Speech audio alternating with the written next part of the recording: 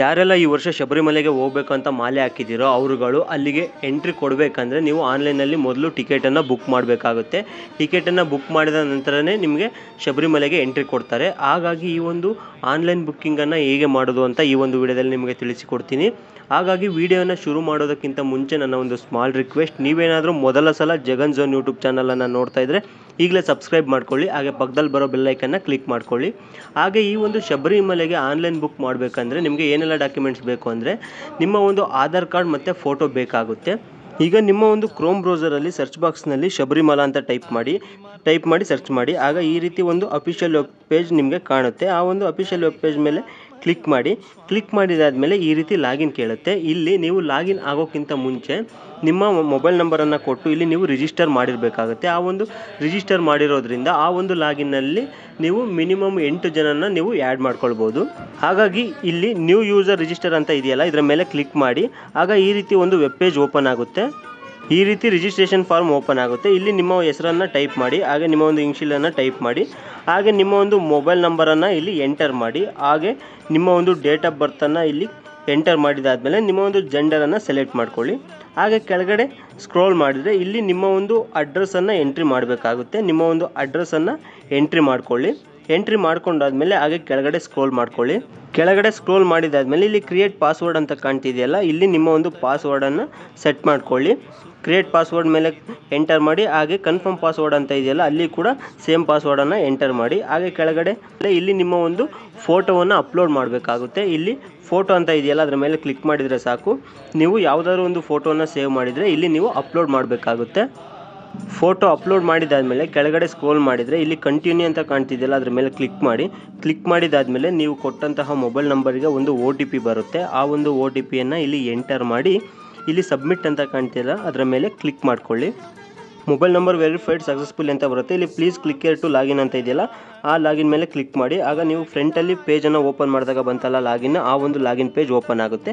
ಈಗ ನೀವು ಕೊಟ್ಟಂತಹ ಮೊಬೈಲ್ ನಂಬರು ಹಾಗೆ ಪಾಸ್ವರ್ಡನ್ನು ಸೆಟ್ ಮಾಡಿರ್ತೀರಲ್ಲ, ಆ ಒಂದು ಪಾಸ್ವರ್ಡನ್ನು ಎಂಟರ್ ಮಾಡಿ ಈಗ ಲಾಗಿನ್ ಆಗಿ. ನೆಕ್ಸ್ಟ್ ಈ ರೀತಿ ಪೇಜ್ ಓಪನ್ ಆದಮೇಲೆ ಇಲ್ಲಿ ವರ್ಚುವಲ್ ಕ್ಯೂ ಅಂತ ಇದೆಯಲ್ಲ ಅದರ ಮೇಲೆ ಕ್ಲಿಕ್ ಮಾಡಿ. ಆಗ ಈ ರೀತಿ ಓಪನ್ ಆಗುತ್ತೆ.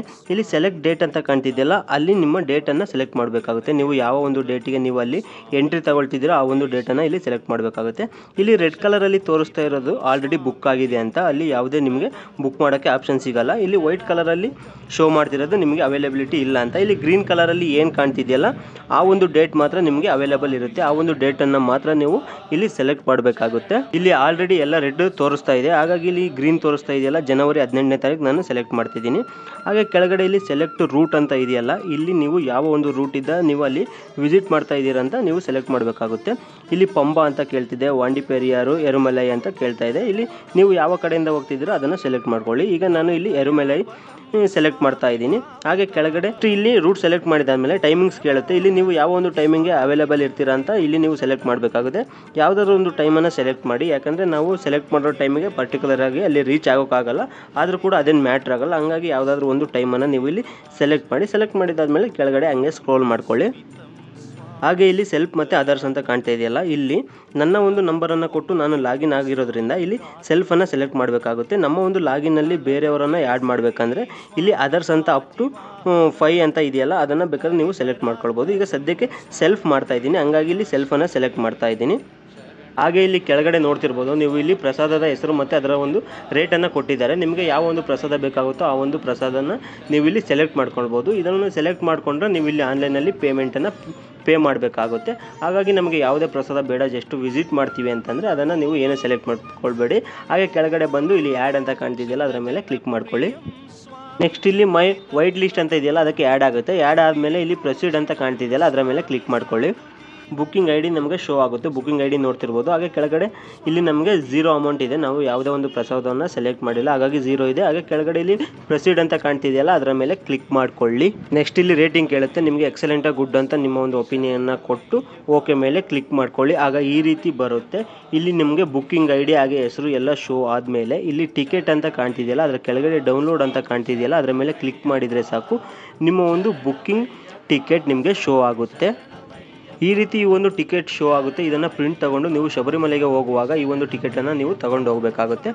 ನಿಮ್ಮ ಜೊತೆ ನಿಮ್ಮ ಸ್ನೇಹಿತರನ್ನು ಕೂಡ ಇದರಲ್ಲಿ ಬುಕ್ಕಿಂಗ್ ಮಾಡಬೇಕಂದ್ರೆ ಅವರಿಗೆ ಒಂದು ಸಪ್ರೇಟ್ ರಿಜಿಸ್ಟ್ರೇಷನ್ ಏನು ಮಾಡೋದು ಅವಶ್ಯಕತೆ ಇರಲ್ಲ. ನಿಮ್ಮ ಒಂದು ಲಾಗಿನ್ನಲ್ಲಿಯೇ ಇಲ್ಲಿ ಆ್ಯಡ್ ಪಿಲ್ಗ್ರಿಮ್ ಅಂತ ಕಾಣ್ತಿದೆಯಲ್ಲ, ಅದರ ಮೇಲೆ ಕ್ಲಿಕ್ ಮಾಡಿದರೆ ಸಾಕು. ಅವರ ಒಂದು ಹೆಸರನ್ನು ಟೈಪ್ ಮಾಡಿ, ಹಾಗೆ ಅವರ ಒಂದು ಆಧಾರ್ ನಂಬರನ್ನು ಟೈಪ್ ಮಾಡಿ, ಹಾಗೆ ಅವರ ಡೇಟ್ ಆಫ್ ಬರ್ತವನ್ನು ಸೆಲೆಕ್ಟ್ ಮಾಡಿ, ಹಾಗೆ ಅವರ ಒಂದು ಫೋಟೋವನ್ನು ಕೂಡ ಅಪ್ಲೋಡ್ ಮಾಡಿ ಇದರಲ್ಲೇ ನೀವು ಬುಕ್ಕಿಂಗ್ ಮಾಡ್ಕೊಳ್ಬೋದು.